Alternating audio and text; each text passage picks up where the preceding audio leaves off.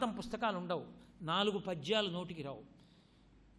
తీసుకెళ్ళి నించోపెట్టి ఎక్కడిదో ఎప్పటిదో సినిమా కథ కొంచెం చెప్పి ఆప్ చేసి, మిగిలింది చెప్పి ఆప్ చేసి, ఈ సినిమా ఏమిటి అని అడిగితే టక్ అని చెప్తాడు.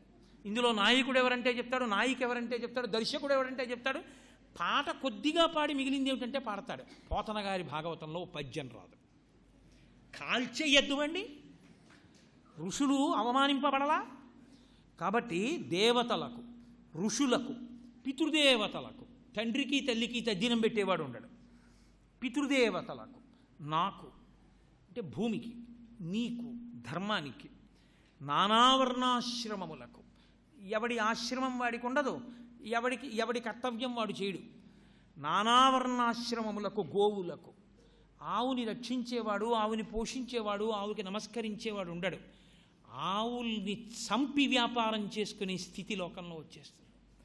కాబట్టి గోవులకు బాధ ఎనుచు కుందెదననక, ఇంత దారుణమైన స్థితి రాబోతోంది అని నీకు 3 కాళ్ళు లేకపోవడాన్ని బట్టి తెలుస్తోంది.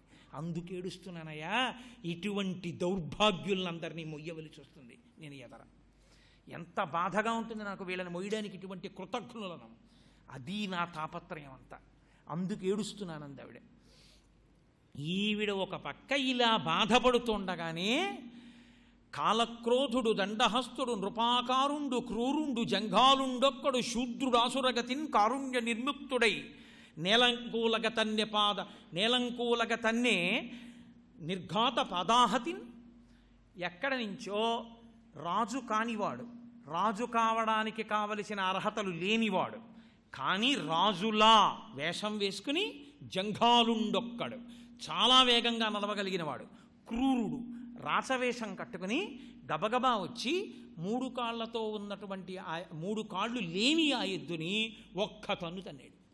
తన్నేటప్పటికి అది నేల మీద పడిపోయి అంత దూరం ఈడ్చుకుపోయి అంబారావం చేస్తూ ఏడిచింది. అది చూసి దూడలేని ఆ ఆవు కన్నుల నీరు కారుస్తూ అంబారావం చేసి అరిచింది.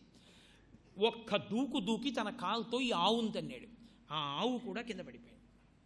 కైలాసాచల సన్నిభంబగు మహాగంభీర గోరాజమున్ కాలక్రోధుడు, దండహస్తుడు, నృపాకారుండు, క్రూరుండు, జంఘాలుండొక్కడు, శూద్రుడు ఆసురగతిన్ కారుణ్య నిర్ముక్తుడై నేలంకూలగ తన్నెబంచితిలగా నిర్ఘాత పదాహతిన్. నేల మీద పడిపోయేటట్టుగా కాలుతో తన్నాడు. 2 కింద పడిపోయి ఏడుస్తున్నాయి. అంటే ధర్మమునకు, భూమికి అంతటి అపకారము ప్రారంభమైపోయింది కలియుగంలో. ఆ తన్నినవాడే కలిపురుషుడు. అటుగా వస్తున్నాడు పరీక్షిత్తు.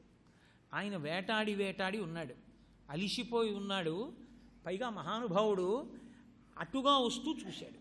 చూసి అరేరే ఎవర్రా ఇలా తన్నేశాడు ఈ ఆవుని ఎద్దుని? కృష్ణ పరమాత్మ యొక్క పాదార విందములను సేవించి లోకంలో ధర్మాన్ని నిలబెట్టడం కోసమని కురుక్షేత్ర సంగ్రామం చేసి ఎన్నో అక్షౌహిణీల సైన్యాన్ని పరిమార్చి ధర్మాన్ని నిలబెట్టినటువంటి మా తాతలైన పాండవులు 5గురి చేత పాలింపబడినటువంటి ఈ భూమికి వారసుడనై పాండవుల వంశంలో ఉన్న నేను పరిపాలిస్తుండగా ఇంత అన్యాయమా, ఇంత అధర్మమా? ఇది జరగడానికి వీల్లేదన్నాడు. వాసవి అయిన గడ్డి తిని వాహినులందు జలంబు తాగగా నీ చరణంబుల నెవ్వడిటు నిర్దళితంబుగ చేసే వాడు తా ఖేచరుడైన మణికీలిత భూషణయుక్త బాహులన్ వేచని త్రుంచివైతు విని వీధికి నేగిన నెలదాగినన్. ఎవరమ్మా నీ 3 పాదాల్ని నరికేసినటువంటి దుర్మార్గుడెవరు?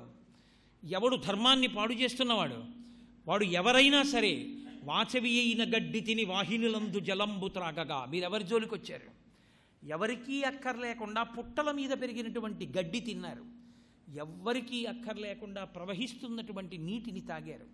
తాగి మా పిల్లలకి తల్లిపాలు లేకపోతే పిల్లల్ని పోషించుకోవడానికి కావలసిన పాలు జీర్ణమై పదార్థాన్ని తినలేనటువంటి అశక్తులైన వృద్ధులకి కూడా ప్రాణాలు నిలబెట్టగలిగిన పాలు, అనారోగ్యం వచ్చి జ్వరపీడితులైన వారికి శక్తినివ్వగలిగినటువంటి పాలను ఇచ్చేటటువంటి ఆవు కేవలము బాహ్యంలో లోకాన్ని పోషించడమే కాకుండా మేము దేవతల యొక్క అనుగ్రహం పొందడానికి, ఈశ్వరుణ్ణి అభిషేకించడానికి కావలసిన పాలని, పంచగవ్యాల్ని ఇచ్చేటటువంటి ఈ ఆవు మా దగ్గర విలువైనది పుచ్చుకుని ఇవ్వలేదే?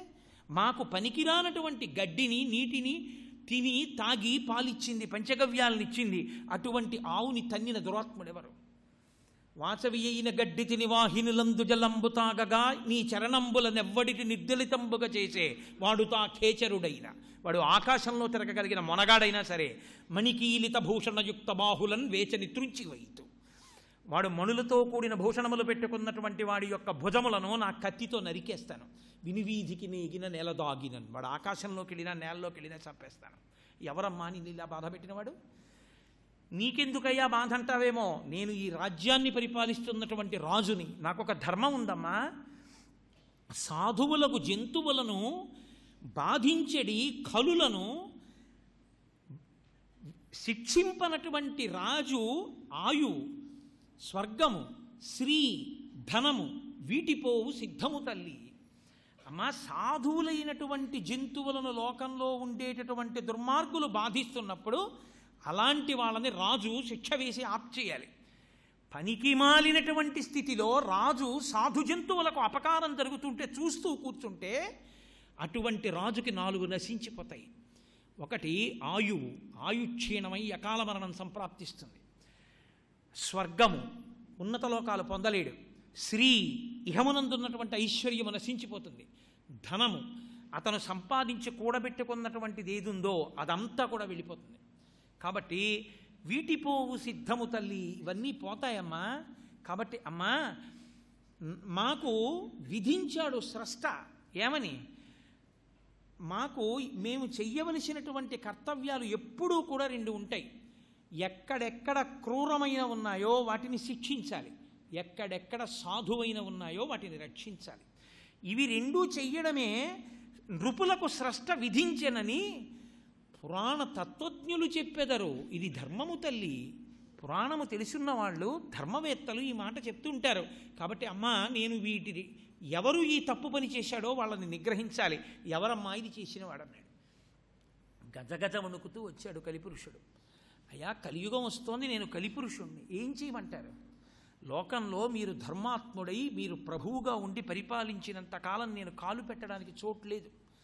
అందుకని వీటి 2 పాడు చేయడమే నా లక్ష్యం కలిపురుషుడిగా. అందుకని వీటిని పాడు చేస్తున్నాను. అంటే చంపేస్తాను, నువ్వు ఉండడానికి వీల్లేదు, వెళ్ళిపోమన్నాడు. ఇప్పటికే నేను దాక్కుని బతుకుతున్నాను నీ ధర్మం ముందు నిలబడలేక. కానీ కలియుగం కాబట్టి, కలిపురుషుణ్ణి కాబట్టి నేను ఉండడానికి పోనీ నువ్వే స్థానాలు చెప్పి అక్కడ ఉంటానన్నాడు. ఇక్కడ మీరు ఒక ప్రశ్న వేయొచ్చు, పరీక్షిత్తు కలిపురుషుణ్ణి ఎందుకు చంపలేదు అని. భాగవతంలోనే జవాబు చెప్పారు. ఎవడు ధీరుడైన వాడు ఉంటాడో, ఎవడు శాస్త్రమును చదువుకుంటాడో, ఎవడు భగవంతుని యందు భక్తితో ఉంటాడో వాణ్ణి కలిపురుషుడు ఏమీ చెయ్యలేడు. కాబట్టి భగవద్భక్తితో, కృష్ణభక్తితో, ఈశ్వరభక్తితో ఉన్నవాణ్ణి కలిపురుషుడు ఏమీ చెయ్యలేనప్పుడు వీడిని చంపవలసిన అవసరం ఏముందని వదిలేశాడు. వదిలి నీకు 4 స్థానములను ఇస్తాను, ఆ 4 స్థానములలో ఉండమన్నాడు. ఒకటి, అన్యస్త్రీ యందు మనసు పెట్టుకున్నవాడు. తన ధర్మపత్ని యందు మనసు ఉండడం దోషం కాదు, అన్యస్త్రీ యందు మనసు ఉంచుకున్నవాడు. జూదమాడేటటువంటి లక్షణం ఉన్నవాడు. ప్రాణిహింస అంటే నిష్కారణంగా ప్రాణులను చంపాలనేటటువంటి కోరిక పుట్టినవాడు. మద్యపానం చేసేటటువంటి వాళ్ళు. ఈ 4 ఎక్కడుంటారో అక్కడ నువ్వు ఉండు. ఎందుకంటే పరీక్షిత్ పరిపాలన చేస్తుండగా ఇటువంటి వ్యవస్థ ఉండే అవకాశం లేదు. కాబట్టి ఈ 4 చోట్ల ఉండు అంటే కలిపురుషుడు అన్నాడు. ఆ 4 అసలు నీ రాజ్యంలో ఉండవు. కాబట్టి ఇంకొక స్థానం చెప్పు ఉంటానన్నాడు. అయితే నీకు 5వ స్థానం ఇస్తున్నాను, సువర్ణం ఇస్తున్నాను, అక్కడ ఉండు. ఇప్పుడు సువర్ణమునకు స్థానం ఇవ్వడం వల్ల ఏమైందంటే సువర్ణ సంబంధ దోషములు కొన్ని వచ్చాయి.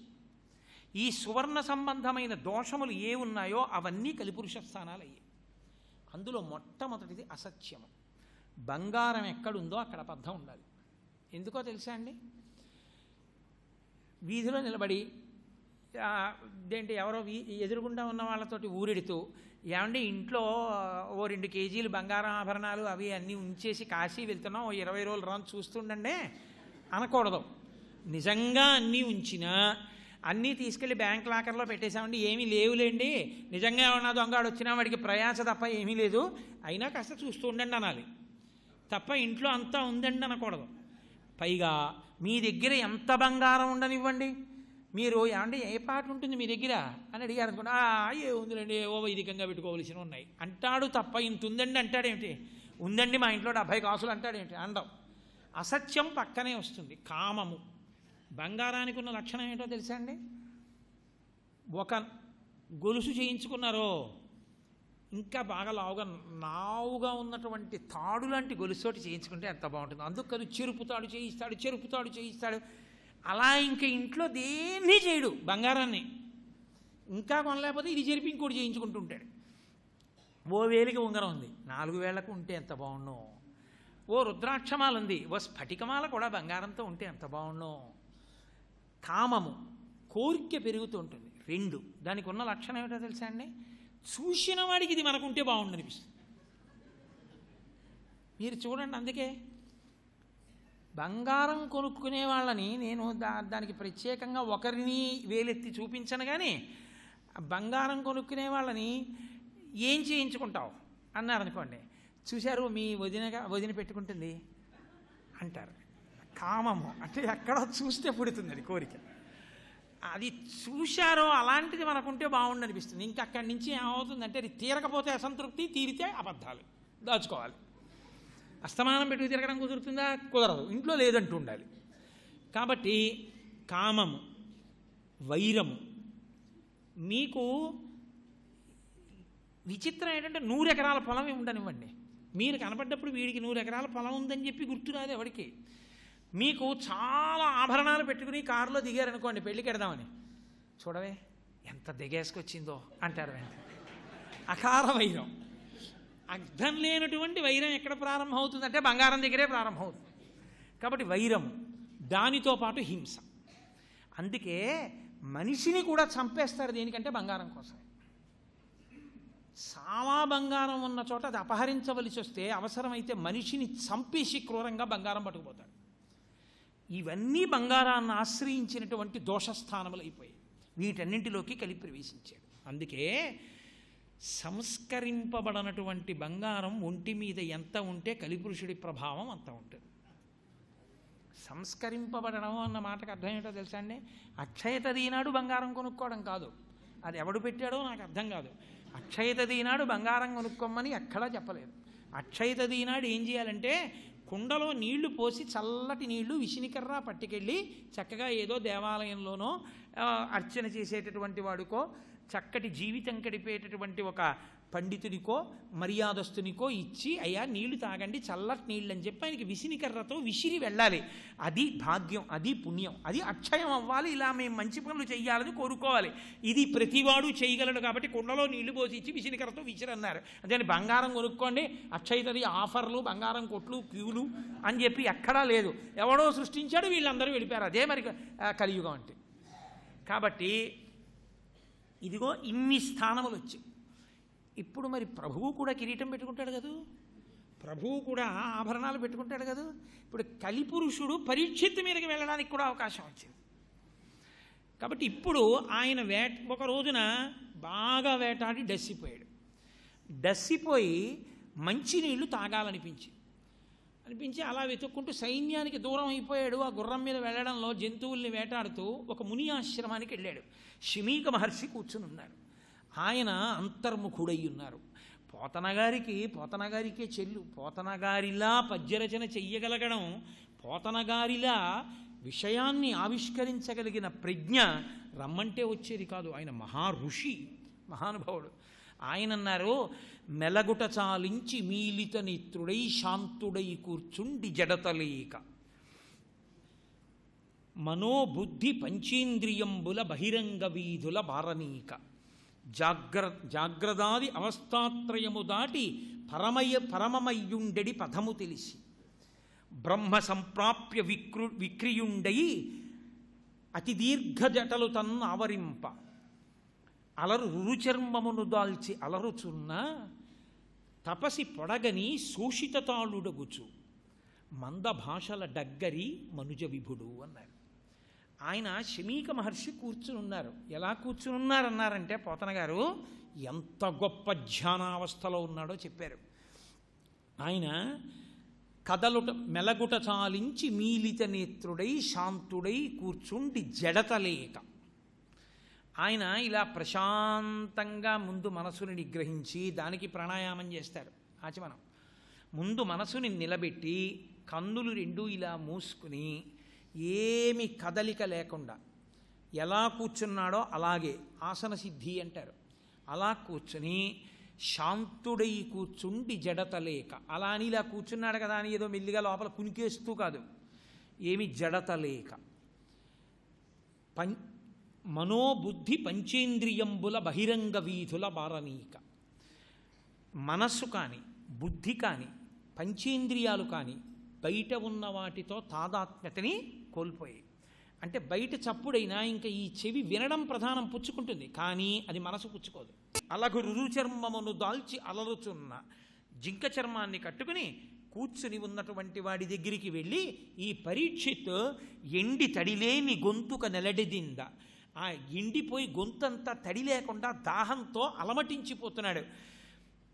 శోషిత తాలుడగుచు మందభాషల దగ్గరి మనుజ విభుడు, నోట గట్టిగా మాట రాక చాలా మెల్లగా వెళ్ళి, ఓ ముని ముని మంచినీళ్ళు కావాలి, ముని మంచినీళ్ళు కావాలి అన్నాడు. ఆయన కూర్చున్నవాడిలా ఉన్నాడు, కానీ ఆయనకి బాహ్యముతో అన్ని సంబంధాలు తెగిపోయాయి, ఆయనకేం వినపడదు.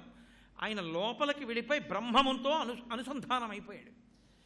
ఆ స్థితిని తెలుసుకోలేనివాడు కాదు పరీక్షిత్. ఇక్కడే మీతో నేను మనవి చేసింది, సంశయం వచ్చింది.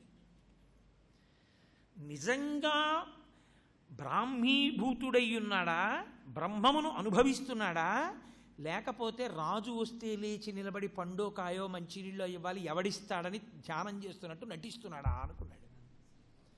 అనుకుని మహారాజును నేను వస్తే లేచి మంచినీళ్ళు ఇవ్వలేదు, పండు ఇవ్వలేదు, కాయ ఇవ్వలేదు, ఆసనం ఇవ్వలేదు, అర్ఘ్యం ఇవ్వలేదు, కూర్చోమ్మనలేదు, స్వాగతం చెప్పలేదు, సత్కరించలేదు. అసలు నిజంగా తపస్సు చేస్తున్నవాడైతే కదలకూడదు కదా, ఏం చేసినా చూద్దాం ఏం చేస్తాడోనని అక్కడే పడి చచ్చిపోయి ఉన్నటువంటి ఒక పావుని ధనస్సు యొక్క వింటి ఆ మూపుతో పైకెత్తి తీసుకొచ్చి ఆయన మెడ చుట్టూ వేశాడు. అంటే పాము అడుగున చల్లగా ఉంటుంది అంటారు. అది వేస్తే, పాము మీద వేస్తే నిజంగా నటిస్తున్నవాడైతే బాబోయ్ అంటాడు. అందుకని చూడొచ్చని పాము వేశాడంటే అనుమానం ఎంత దూరం వెళ్ళిందో చూడండి. ఆయన ఏమీ మాట్లాడలేదు. పోని వెంటనే పావును తీశాడా, అది తీయలేదు. తీయకుండా కించిత్ అహంకారం కలిగింది. మీతో మనవి చేశాను కదా కలిస్థానాలు, నాకు నీళ్ళు ఇవ్వలేదు, ఆ పాట అవమానానికి అర్హుడు అనుకున్నాడు, తిరిగి వెళ్ళిపోయాడు. శమీక మహర్షికి జరిగినటువంటి అన్యాయాన్ని నదీ తీరంలో ఆడుకుంటున్నటువంటి ఆ మహర్షి యొక్క కుమారుడైన శృంగికి చెప్పారు ఆశ్రమంలో ఉన్న పిల్లలు.